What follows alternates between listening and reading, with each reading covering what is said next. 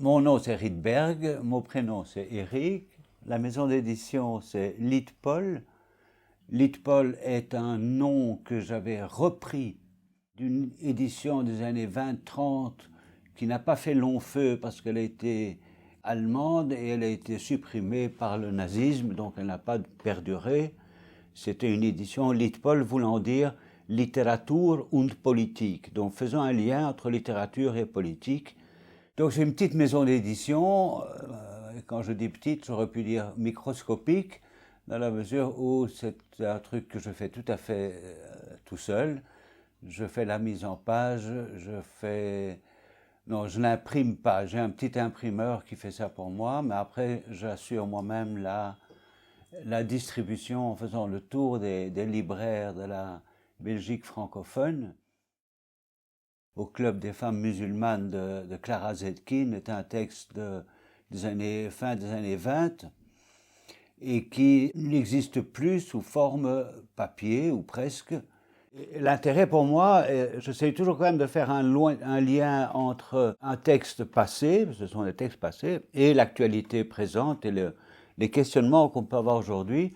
Et ici, toute la question était la difficulté dans un pays comportant une assez forte population musulmane arriérée, de voir comment la faire entrer dans ce qui à l'époque était la création de l'homme nouveau, de l'ère soviétique. Tout ce qu'elle raconte de cette expérience est tout à fait, je trouve, à plein d'écho avec ce qui se passe aujourd'hui, on appelle ça intégration aujourd'hui. On a des problèmes d'intégration et c'était une manière de concevoir cette fameuse intégration. Le second était un livre, ou plutôt un questionnaire rédigé par Karl Marx en 1880. L'intérêt à nouveau était que, à l'époque, une des idées majeures derrière ce questionnaire était de faire en sorte que les travailleurs fassent eux-mêmes l'analyse de leur situation de travailleurs en usine ou ailleurs, alors qu'aujourd'hui, il suffit de voir un peu autour de soi, ce qui prédomine, ce sont les analyses non pas par les travailleurs de leur situation, mais par une série d'experts de toutes sortes, académiques ou sociologues ou journalistes, tout ce qu'on veut, mais pas les travailleurs eux-mêmes. Et donc, l'idée et l'intérêt, me semble-t-il, de publier ce livre-là était d'inciter un peu à une réflexion. Allez, qui va parler de vous, vous-même ou quelqu'un d'autre?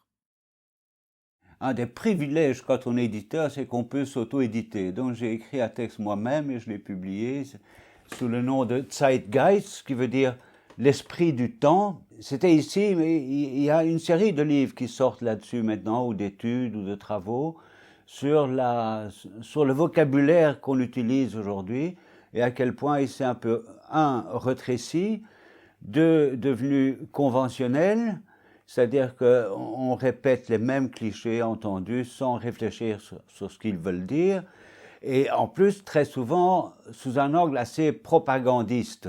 Dans cette époque Corona, maintenant, on le voit bien, on entend un peu partout, on va combattre ensemble.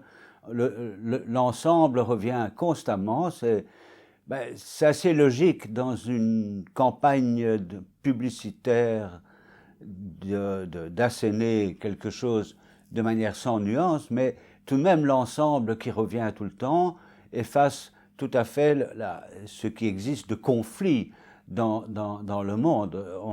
On n'est pas ensemble, il y a des riches, il y a des pauvres, il y a des classes aisées, il y a des classes défavorisées, et ensemble, ça fait un peu rire par moments quand on entend ça.